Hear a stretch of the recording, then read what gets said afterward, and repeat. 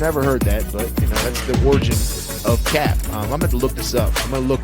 There's a principle that Right. we have to follow. Yeah. We have to have. Be true to yourself. You don't have. And when I came back, the place was a mess. So I knew I was a mess. Deep in here now. It's incredible, man. I love it. Me too. Yeah. That's good. And applying the recovery, I thought.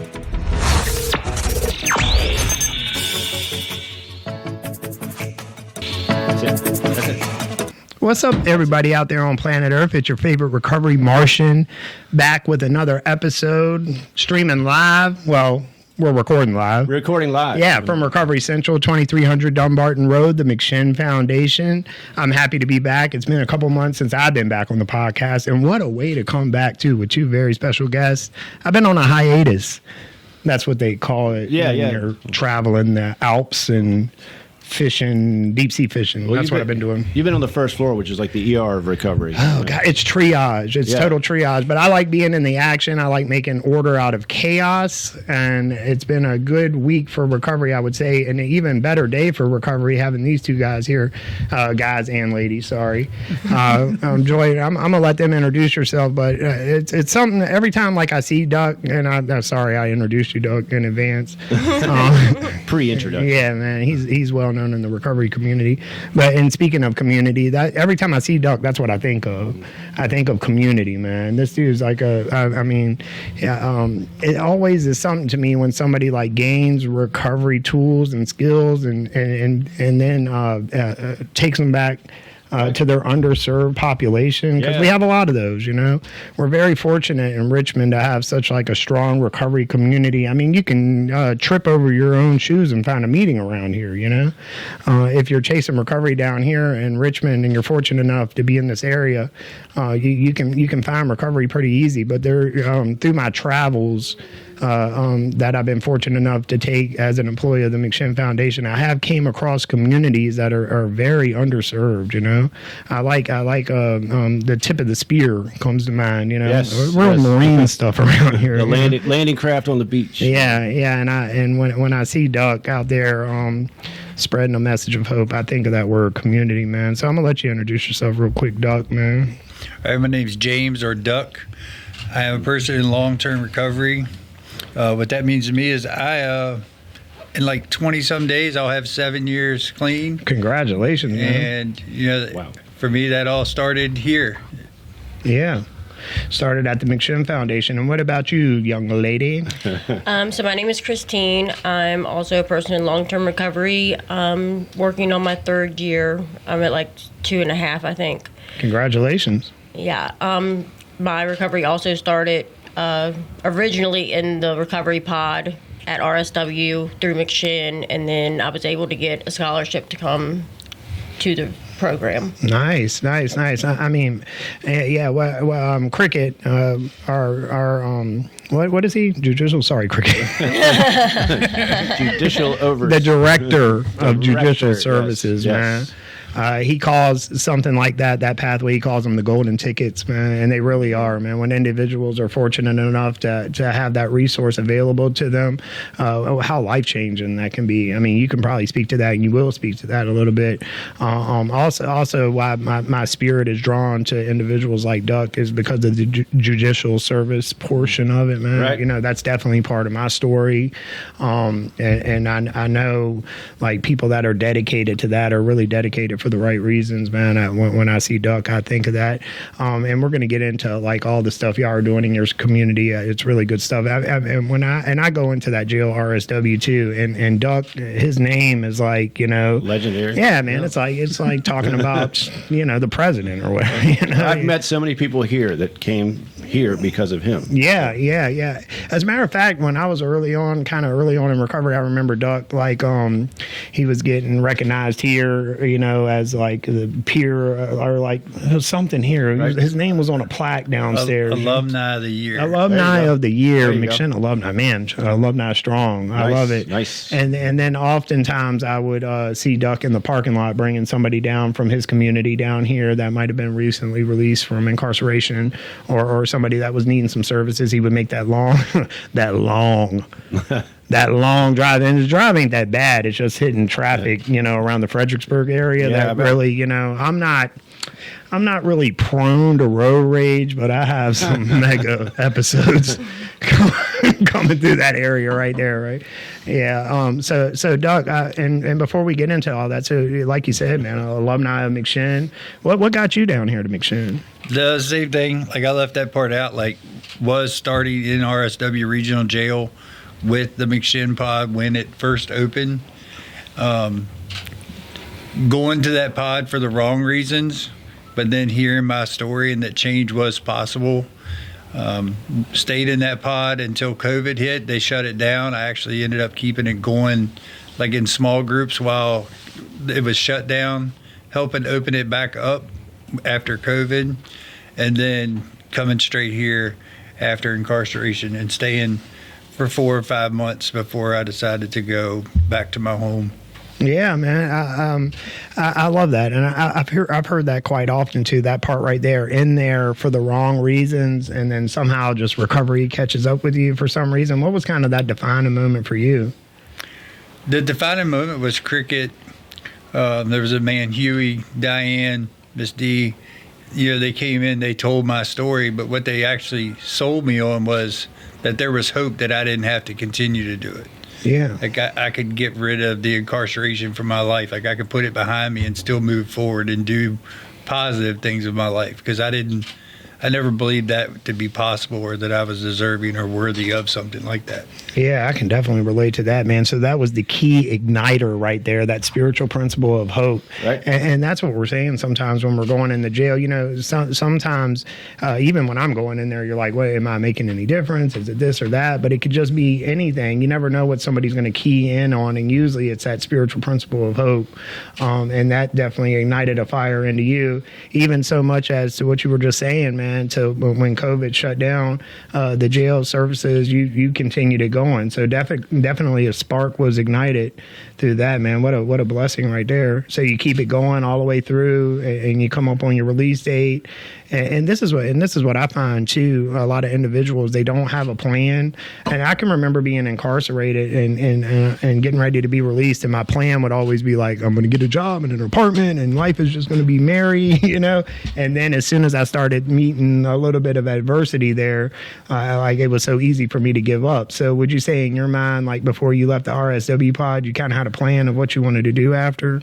Actually, my plan, I still have my plan. It was written in my NA book, and before, every time I gotten out of incarceration, before, I tell this story all the time, every prison or jail I ever got out of has the same thing outside the door when you get released, and it's a trash can. Yeah. For the first time in my life, I didn't throw my plan in the trash can when I left. Like I stuck to it. Stuck to it. When the day you released, did you come down here, or did you have a pit stops? Or the day I was released, my daughter picked me up. I went home and had breakfast, spent the evening with my daughter, and came the next day. Oh, you did. So you did come straight down. Pretty much no pit stops. Had breakfast with your daughter. That's my mother, and then came straight down. What was that anyway? Was it biscuits and gravy? I'm just imagining biscuits and gravy. It was actually biscuits, gravy, I knew it.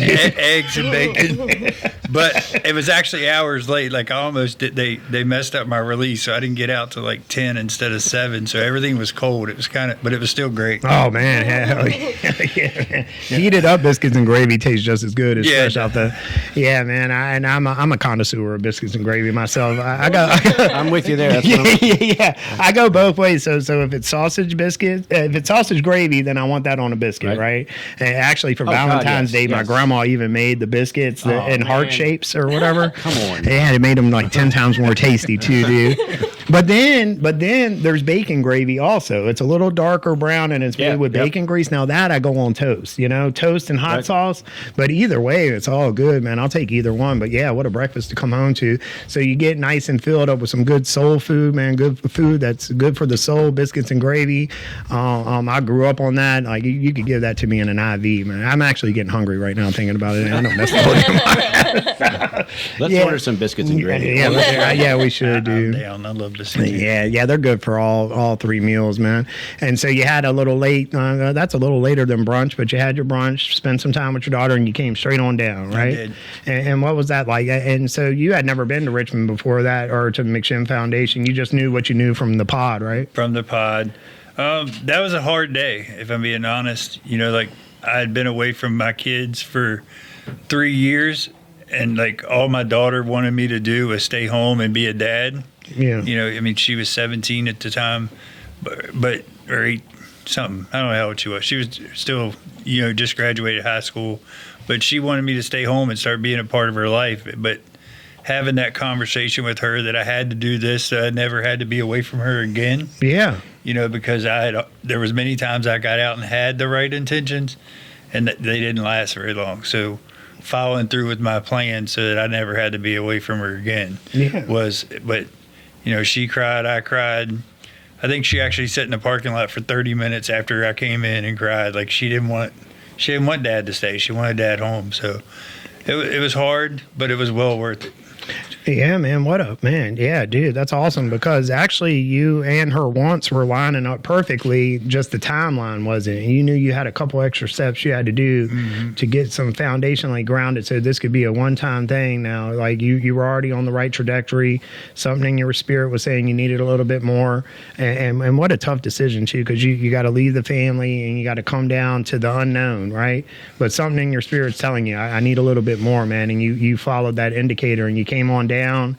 And was it a smooth transition from jail straight into McShin Foundation? Was it a bumpy road for you, Doug? The transition was smooth. I remember coming here, telling Cricket, Jesse, and them that I didn't want to be treated different. I wanted to go through the 28-day program just like anybody else. I think that lasted about a week, and then I was put in charge of like leading groups. And yeah, because you already had some recovery. I did, but like I still wanted to build those tools. Like I still did the 28 days, but I got moved out of the intensive house to one of the other houses. You know, started working towards becoming a house leader, those things. But the transition was smooth. Like I said, like once I got here, I did realize I had gained a lot of the tools that people just coming in were learning, and I was more equipped to be able to help them on their journey than it was helping me. I was better suited to help the other people. Yeah, and sometimes that is helping us. When we help somebody else, man. That's still why I'm clean today, if you ask me, is the amount of helping others that I do. Oh man, yeah, I can understand that, man. That I definitely understand that. And so while you were here early on, you pretty much locked into what's your pathway, Doug? I know, but for the viewers, NA is my pathway. Narcotics Anonymous. So you kind of locked into your pathway when you got here. Did you do all the things that sponsor, home group? Sponsor, home group, working steps, the whole thing. Like I dived into recovery like I dived into my addiction. Hit the ground running. Absolutely. And you got the benefits of that. And you stayed about 5 months. You did the things. Did you take PRS training and stuff like that? I took the PRS training. And then once I did that, I was offered a job to come back to Warren County and start doing re-entry. It started as just doing re-entry from RSW. And so I went ahead and took that. The lady that hired me was actually my counselor in RSW. Yeah. All right, man. So you jumped right on that then. I didn't jump right on it. She offered me that job after being here about 2.5 months. And I told her I wasn't ready yet. Like I knew that I still had work to do. I still needed to get my feet up under me more. And she told me whenever I was ready to come back to let her know, and the job was mine. So yeah, man, what a responsible, request, because you're down here, man. You probably get like this offer to make a little bit of money and go back home at the same time. And what is the humility to say, hey, I'm not quite ready yet. Need a few more months, man. Who knows how? You got the product of it now. It probably paid off for you in spades. Practicing humility and knowing, being being self-aware. You were Yeah. self-aware enough to say, hey, man, duck means a little bit more. And that's awesome, man. You were doing nothing but building your building blocks up and your foundation up. You knew you needed a couple more stones in the foundation. That's awesome, man. So that gets us to a good point. All right, so we're going to jump over. Now, I know you've been waiting for your turn. Yes. Heck yeah. Very impatiently. Yeah, so sorry about that. I like to break it down. So similarly, you're from the same sort of community up there, right? And so you had found yourself suffering adverse consequences as a direct result of your substance use disorder. And so you find yourself on the RSW. What, McShin pod? Yes, sir. And so did you go straight into that pod, or were you in another pod and you heard about it? And So I actually was just lucky enough I got placed in it when I was there, but I was there for about 6 months and doing the recovery pod before I finally actually got a bed-to-bed bond to come here. Yeah. And I ended up staying, I did the intensive 28-day program, and then I ended up staying in sober living for like 5 more months. Yeah. Before I went home. Yeah, so but when you were on the pod, were you you were just automatically got placed on there, luck of the draw. Yeah. So you get in there and you start. Had you worked any recovery before that pod? I had went to a couple different rehabs previously. But it was the first time that like I actually wanted it, and it wasn't something that was required of me from court or from a family member to be able to, live under their roof or something like that. Yes, yeah. So you jumped in, you started programming in the program, started running little groups in there. Yes, sir. Also. Yep. Was there anything during that? Was there like something like Duck had, like that spark of hope in there, or was it already you had made your mind up like this is the last time I ever want to do this? Was there something that ignited it, a flame, something you heard? Not that I can really think of. Unfortunately, I have used again since that time. Yeah. And I did go back to the recovery pod before I was released the last time into recovery court. But I guess the suffering just got good enough. Yeah, the pain got great enough. I have 4 children between the ages of 3 and 17 now. So, I had all those children, that I wasn't being a part of their lives. And right. so I guess that was my first my motivation in the beginning was, wanting to be able to be with my kids. Yeah, I know. So you did it, and you had a reoccurrence, and you went back. It's weird how God will keep using the same tool. I call it the same mountain. Yeah. So like if it's incarceration, which is sometimes like a lucky thing too. Like it'll always be incarceration, until you get that lesson learned. So you had to go back in, but it doesn't mean like a reoccurrence. And this is always like something interesting to me. If you're working some recovery and then you have a lapse or a reoccurrence of use, it's not just a return to use because you're trying to work some recovery, and then you have a lapse or a reoccurrence. And this is for the listeners out here. It doesn't mean that you've lost everything. Now, it doesn't have to be a part of your story. Don't get me wrong. Because I remember when I heard when I heard relapse as a part of recovery, I was like, damn it, that's my favorite part. I love that part. This recovery thing. That's the best part. Yeah, this recovery thing ain't that bad, man. I think I can do this for a while. Yeah.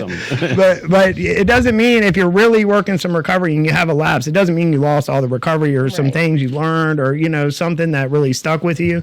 And so you go back through and you do the pod again. This time you knuckle down again. You try to figure out what you missed the first time and all those exciting things, and you start shoring that stuff up, and then you get released and you come. Did you come here? Yes, I did come back here. I ended up only staying for the 28 days that time. Yeah. And I went back home, and I actually, at almost 18 months sober, I ended up relapsing again because I went off of all my mental health meds. Oh, yeah.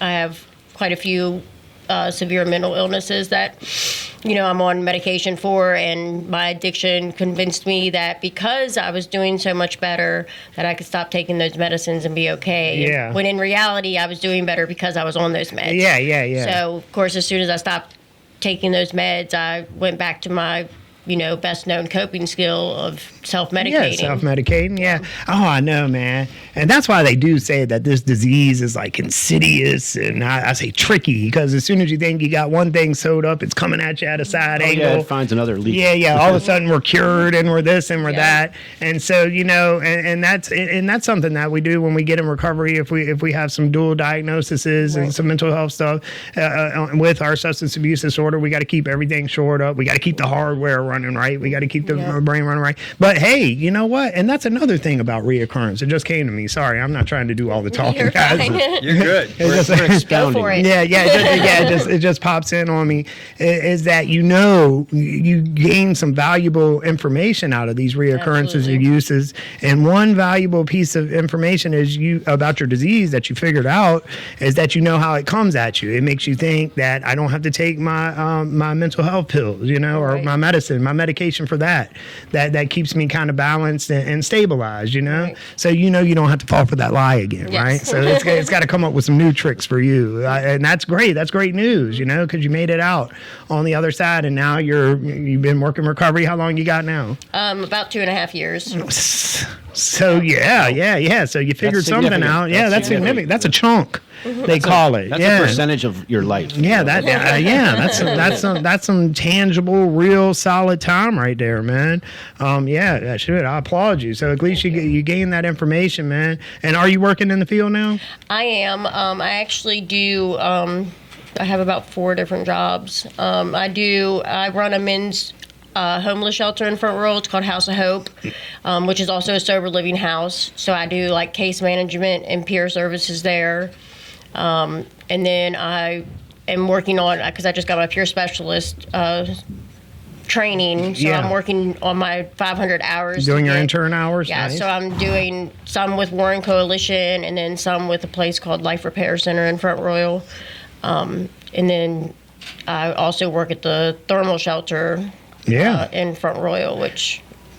So following kind of like in the same kind of vein footsteps that Duck's figured out too, helping other people Right. helps Yes. me.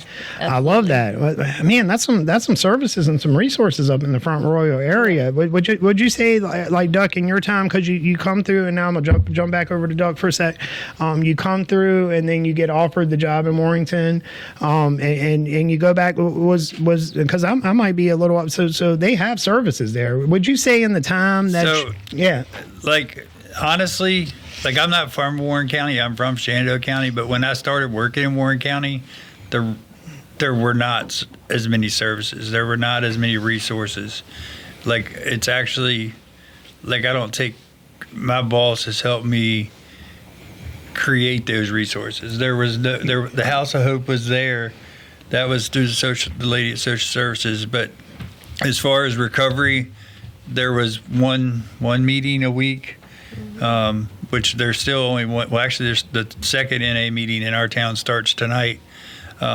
But as far as like recovery resources, they were few and far between. Yeah, and we were thinking that you answered the question before I could ask it. That's awesome, because I was going to ask, like, since the time that you took that job in Warrington, and I know, man, I need to get better about It's Warren. Warren. Yeah, sorry. Is there a Warrington? There is, but we're not them. We're not. Yeah, we're not all over there. Oh, okay. It's Warren Town, Warren right? Town. Warren County. Town. You know, I Warren know, County. and this is where I'm bad about it, because once I hit Route 17 and you got the Fauquier County, That's and then Warrenton. and then you keep going and you got Shenandoah and you got Front Royal, and this is probably my own naivety. Is that a word? That'll work. Naivety. Yeah, like I kind of lump It is all now. that. I kind of lump all that stuff together, sort of like it would be like the 7 cities: Virginia Beach, Norfolk, Right. Hampton. Like I just consider it all that place that I have to get through Fredericksburg to get to, which is a beautiful place, by the way. I mean, the drive and the outside scenery. Oh, it's nice up that way. Dude, it pairs so well with like Bob Dylan playing on your. It's like the scenery goes with the music. You know what I mean? Yeah, I'm yes. always on a cool ride like that.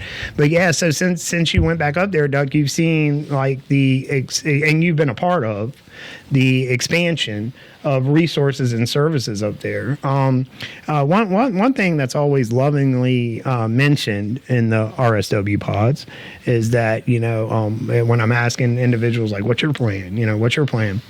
And it's always said, I'm going to Duck's place afterward. I'm going to Duck's place. What is the name? What's the name of it officially? We have three recovery houses now. We have the Landing, which is the one that we actually live at. We live out back of and run. And then I have the Colby's house. Those are the two men's houses. One has 13 beds, one has 9. And then we have the Nest, which is a 6-bed house for females. Yeah, the Nest. That's right. Cool. Yeah, I've heard that too. And listen, and if this gets to the, eventually this will get to the tablet and the pod. Slowly but surely. Slowly but surely, they get approved and they get in there. And if you're listening and you find yourself in that situation, or if you're in that area and you come across the podcast, we get another a subscriber on YouTube, or somebody hears us on Spotify or whatever the case may be. Or getting the Herd Facebook. Whatever it takes. Whatever it takes, and you're looking for services in that area, not Warrington, but Warren and Front Royal and Shenandoah. If you're somewhere in that area, which is getting more resources now, but still maybe a little underserviced, then give those places that Doug just was talking about. And when we do our YouTube, we'll have Doug's contact information on the ticker tape. So if you're up there and you need some service, you never know where it can lead, because Doug is a CPRS at heart, so if he has to find somewhere for you to go, he's gonna. I've seen him draw people here. Right. As a matter of fact, it just happened today, man. I'm so stoked. So we got somebody in the audience. She's coming in today. That's awesome. That's awesome. And the cool thing about it, she's not watching us. She's totally doom scrolling her phone right now. She don't even know we're talking about her. And so I'm totally not gonna put her on blast and say her name. But what's so hopeful about this is because her story is almost exactly what both of y'all just said, and look where y'all are now today. And I wish she was listening to this right now. But like this could be possible for her too, and this is going to be her first, almost to a T, same story. Yeah. And so people from your area, I can see, they can look at you and they can just see what sparked you, Duck, the hope that this is possible for me. Because we're more alike than we are different. I once had that train of thought too. Like it seemed possible for everybody else but me. I just couldn't catch it. Yeah, I had to be special. Yeah. What do they call it? Terminally different, or something like that. Yeah, we were just too far gone, or thoughts that we were put on this planet just to suffer, or whatever the case may be. That kept us out. The lies we tell ourselves. And that we believe. We chomp them up like fruity pebbles, dude, and we internalize those and we live that lie out, and then one day we get a spark of hope, right? And for you, Duck, it was on the jail pod. I mean, what a place to find a spark of hope too in such a hopeless situation. Because I've been on, I go on that pod quite a lot. It's overpacked, it's overstuffed, it's got a smell of, old. It's humid. Yeah, it's humid. It's musty. It's a little slippery. It's musty, man. The jail clothes are a must salad in there, and there's no escape from anybody. There's no privacy. Everything is open, So you don't have a minute. So to be able to focus enough to kind of lock in to trying to chase some recovery in there, if you can do them under those conditions, then you can definitely do them on the outside too. You got to be focused, and it's a skill, right? Focus is a skill. It's more freedom out here, but less compression. Yeah, more freedom. Yeah, more freedom, but less compression, man. I found that individuals that come out and they hold on to that remembrance of the musty smell. That's why I go back once a week. It reminds me of what it's like. I hear that a lot. That's a cheat code right there, man. It's not all the reason I go back, but it definitely helps. That reminder once a week that, I see the bed that I slept in for 29 and a half months. Wow. So I get to see that. But also where I felt hopeless and felt like I could never be worthy and deserving of that. You say you go in there, like most of those people, they know us. They know us. They know us from the. Yeah. They don't just know us from what we're doing now, though. Like they know our past. Like they were part. Some of them were even a part of our past, and then they seen the transformation happen in the jail. So that hope that look, I know where he was. I know where she was. We can do this too. Like it's possible. Yeah, man. I've heard that. I used to be out there with Duck. I used to do this with Duck, and then kind of look at him now. Yeah, and it does. It probably attracts them to you too. You know, to the places you said. Can you say them one more time? The 3 houses again. The landing, the Colby's house, and the nest. Yeah, affectionately known as Duck's house. Yeah, there you go. I got a picture to put on the screen of what it looks like. Yeah, they're really awesome houses, man. I sometimes when me and Duck are there at the same time, I know this has happened once, but since it happened that one time, then I knew where the house was because I on lunchtime I got like, well, I'm not going to say how much lunchtime I got, but I got some time to take some lunch. Like 15 minutes. Yeah, like 15, 20 minutes if Jesse's listening. But 10, 15 minutes tops. But I got to drive down through that little town, right? And I was like, dang, I explored it a little bit, and I was looking for, what was that? What's the name of it? Spelunkers. Yeah, Spelunkers. I was looking for a nice greasy burger, you know, so I got sent on the right way, and it didn't disappoint. Wait, that's the name of the restaurant? Yeah, Spelunkers, man. Well, that I did makes some spelunking that day. That and makes you think. yeah, and some onion rings. You know Yeah, what I mean? exactly. yeah, right down the mine shaft. And then That's where they serve it. You know, it's like you got. oh man, it's awesome, dude. And then so when I was pulled up at one light, Duck pulls up beside me, and he shows me like that's the house right there. So that's Duck's house right there. That's one of them that I saw. Yeah, it's a nice house, man. Really nice. If you're chasing your recovery in that area and you need a safe place with some accountability, to get on your feet and have some guidance, I can't think of a better place to go than one of those places, especially if Duck's working there. And do you wear any hats over in any of the nests or anything yet? I help out when the manager like goes on vacation or is out of town and stuff like that. Yeah. I help with like transportation. I sponsor quite a few of them. Oh yeah, peer leader in the community. I would not be able to do half the stuff I do without her. Oh yeah. So you got a dynamic dual recovery team in the Warren area, front Warren area, home of Spelunkers. Hey, shout out to them, man. I want to go right now. I want to go right now, dude. Right now. We're not permitted as long as lunches during the work day here, during the day here. Well, we can't make it 2.5 hour drive. I don't think we can make a 5-minute drive. I don't think we can make it to 5 guys. Definitely not. Which doesn't compare to Spelunkers and Right. Warren. Man, this place is awesome. Duck, man, this has been an awesome podcast, man. Before we usually wrap it up, and is there anything else on your minds that y'all want to get out that we didn't get into? That was a fun ride of hope from the jail to starting services from the ground up in your area, man. Because now where there was limited resources, Duck has been a vital part of expanding the resources in the Warren area. Man, I applaud you, man. Your dedication, Duck. When I come up there to do my little groups in the RSW pod, Duck's already up there, and then on other days he's up there meeting with people individually.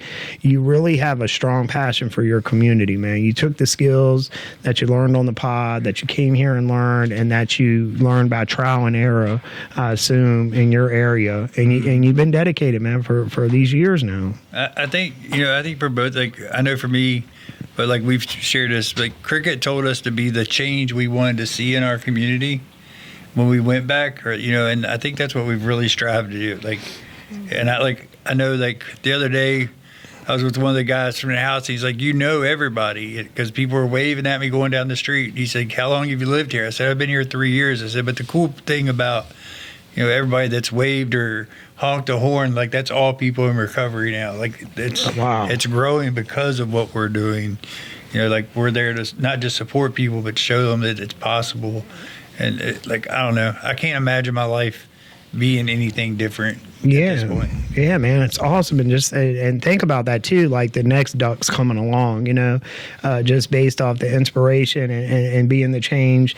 And maybe even there, hopefully the desired result would be like there's a Narcotics Anonymous. You can't walk down the road without tripping over one up there, and just services, people to get connected to, because it's a great community, man. Really, it is. I mean, it's got Spelunkers, it's got the views, it's got the, it's got the it's just a beautiful community, man. And to, for you to be up there in the fight, you know, on the light side, you know, doing what you can, your part, man, I applaud you, man. I every time I come up there and see Duck I just know you're just doing it. You're doing the things, man. It gives me a lot of inspiration too, because you're so faithful to it. You're very faithful to your community and to the RSW jail. And you know, it's like you're paying. It's like you're practicing gratitude. Like you're paying that debt of gratitude back to the pod and the guys on the pod. I know it ain't necessarily the jail, but it's a jail you came through, you know. And I know you gotta. I was grateful for RSW. They finally, after years of incarceration, the McShin program was there that gave me something to change my life. That was something that I'd never been offered or done before, you know. And like, she's getting ready to start in a couple of weeks where she's able to go in and do the same thing in the female pod. Like, awesome. You know, Yeah, that's good. Awesome, man. Very excited for that. Awesome. Isn't it? It's amazing how recovery will bring you full circle, right? You know, when I was first going into the jails, I was like, I just started this recovery thing to stay the hell out of jail. And then And here you are. God's sense of humor says, well, no, you're going back in. You get to come out, but you're going back in. But I need that reminder, because that's where my addiction landed me every time. Yeah. Like, there was never a time that I used in jail wasn't the way that it stopped. Yeah. Every single time I've ever used, that's where it's ended. Yeah. And now you can be the light, you know, for young ladies in there to potentially, you know that this can be their last time also. I love that. You got any words of inspiration? So think about it this way. If there's a young lady right now sitting on the end of her bunk, right? And you know, jails have changed a lot since I was there. You know, you had an envelope and some paper. You know, you didn't have a tablet. I'm putting it this way. Damn, they're spoiled in there. Scroll and papyrus. And Yeah, by candlelight, writing your loved ones. a feather in your hand. Yeah, man. So there's a young lady sitting on the end of her bunk right now, you know, not knowing anything, just knowing that she's suffering. She's in the pain right now. Do you have any words of hopeful words for that young lady? Just that, you know, if I can do it, anybody can. Like, been exactly where you are, and even worse. So if I can do this, so can you. That's right. If we can do it, you can do it, man. Just you just got to do some different things. Yep. You're gonna have what's the saying? If you want different results, you got to do different things. Yeah, there it is. I messed that up totally. I was paraphrasing a little bit. Yeah, great. Had to do that once. Yeah, try something different. Give recovery a chance. If you're unblessed enough to be, well, sometimes it's a blessing, especially if you're in active addiction and you do get incarcerated. Sometimes it's lifesavers. You know, It was a lifesaver for me every time. Yeah, me too. Yeah, and if you do find yourself fortunate enough to be in a jail or a prison that offers these kind of services, take a chance. Take a chance. Try something new. It all starts with Dare. Their story saying it started like that. Even if it's for the wrong reasons, like Duck said, you just go over there. But even if it's for the wrong reasons, you're still trying something new.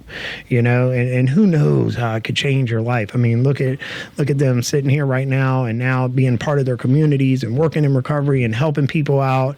And what else are we doing on planet Earth? What else are we doing? But besides maybe be kind to people and help somebody else out. Who knows the benefit it has for yourself? Like Duck explained, helping other people helps him. Like, I would not be where I'm at today if it wasn't for helping other people.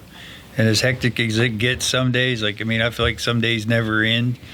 But at the end of the day, I stayed clean because I did it. Yeah, that's right, man. I couldn't have said it better myself. And now, Duck, I'm going to put you on the spot, too, for your community. And you go into the jails a lot, but you're going to be in more now with this podcast, man. That's right. And it's going to be a young lady or a young man or an old lady and an old man, I'm not age discriminating here to be anybody. We wouldn't do that. Yeah, we wouldn't do that. Everybody's included on this. But, they made it to a pod somewhere and they have their tablet. And I know they're going to watch. They're going to watch because if you watch enough of these, because our content is free and on the tablets. And if you watch enough of them, it builds you up some credit to you can watch like a movie or something. Ghostbusters. Yeah. But some people do end up paying attention a little bit, you know, and so they're sitting there. Doug, you got any words of or inspiration or kind of guidance, anything in that vein? I think the first thing I would tell somebody sitting on the end of the bunk, or that I do tell people, is, you know, that you're deserving, you're worthy of this, and that you matter. And then, you know, there's always some type of program in a jail or an institution that you can get involved in. And like, whether it's going to an NA meeting, whether it's going to church, whether there's a treatment pod in your jail, like, get involved in things that can help you moving forward. Just the time that you're there doesn't have to be wasted. You know, that, I think I never knew that before until this last time of incarceration. I just wasted the time I was there. This time can mean something and propel you forward for when you do get out, that you don't have to go back. You know, because one thing I also never realized is I was always going to get out of jail, and you always look forward to getting out, but it's not about the getting out. It's about the staying out and changing your life. Oh, man, the staying out. Right. Dude, that sounded like lyrics to a song, man. Dude, that was awesome. And listen, and to anybody that just heard that, and y'all just heard their story too, and you know, they were sitting on the end of the bunk, just like I was sitting on the end of the bunk. We were sitting on the end of the bunk, and we found a different way to live. It's possible. And you never, and just the amazing part of this story in this podcast that just kind of dawned on me too is you do not know the ripple effect from a good decision that you can make. So Duck goes in for the wrong reasons, and he decides to make a change, and he follows through with it, and he understands he's got to build his foundation, and her too. She's following right in the same pathway, and the ripple effect of that decision, and to stick with it and be committed to that decision, has brought services to an underserved area, man. And now more people are becoming they have an open door to come in and get these services where that door wasn't there before, you know. So, and then the ripple effect of that you know, when we heal, our families heal, and our community heals, and your next door neighbor's lawnmower isn't getting stolen anymore, you know. all the things, right? Those poor little people. Those poor yeah, They're getting ticks with their poison ivy. Yeah, with their long grass. Yeah, you never know the ripple effect of this, man. What one individual's life, change in life, can have on the surrounding environment. You know, it's very hopeful, man. It's really amazing. And you know, most of the time, like we probably don't see that in ourselves. Like, probably Duck might not even take stock of that himself too much because he's so focused on his day-to-day task. But just a positive effect that you know what you said, Duck. You know, be the change that you want to make. Or am I paraphrasing there? Be the change that you want to see. Be the change that you want to see. He's putting that in practice, and people are, you know, they want to go to Duck's house. You know, they know, talk to Duck. You know, they've seen him both ways. You know, they've seen the worst of the worst, and now they're seeing like a finished product of 7 years of work. Not yet. I'm not there yet. Close. Okay. No. All right. Well, six and some change of years. Well, that's a lot to accomplish. A lot to accomplish of dedication, man, and commitment to your recovery, and you're seeing the fruits of it. And I congratulate both of y'all for that, man. I applaud y'all for both of that. Thank y'all for coming to McShin today for the podcast with us, man. This has been awesome. Absolutely. This is really good stuff. Dude, yeah, I'm feeling like ultra spiritual right now, dude. Another amazing thing is the things that happen in your life that you like never could have even imagined, you know, happening. Like, I just made my own 90-day after detox workbook that awesome. I'm going to start selling, like, digitally. Mm-hmm. Like, that's something I would have never thought that I was capable of doing before. I could have used that. Abilities are endless. Yes. They're endless. A daggone copyrighted author sitting in our midst. I love it, man. The experiences that we've gone through and how helpful that can be to somebody else, man. Mm-hmm. And I think that's a great note to end on, Steve, man. Absolutely. Thank y'all, man, for both coming. Thank you. It was an awesome podcast. I hope this gets out everywhere, and your stories get everywhere, and people are affected by it. That's our hopes. Anybody that's listening, if you need services in that area, we're going to put the phone numbers up there. also, McShin Foundation, if you need some services in our area or any area, that phone number will be across the bottom. Right now. Yeah, call us. Don't delay. Try something different, like they did, like I did, like Steve did, like the young lady's doing right now. You think how bad, like one bad decision that you make can lead to so much nonsense and a ripple effect. But Yeah. one good one can do the Yep. exact It can go right in the opposite. same man. principle. The same principle applies. Which way do you choose today? That's the question you have to ask yourself. Which way do you want it? Which story are you going to believe about yourself? Are you going to believe the lies that we believed, or that we're not worthy? Or are you going to take a chance on yourself, man? Because there's people out here that are willing to take a chance with you, and these two being a couple of them, man. So we encourage you to use those numbers, use those resources. Reach out and let somebody help you figure it out. You don't have to do it alone. You don't have to be on the end of the bunk anymore. And so we encourage all y'all to do that. Well, we love you all here at the McShin Foundation, and Duck loves y'all all from Love Duck's you all. Place. and y'all have a great one. And with that, we're going to say peace.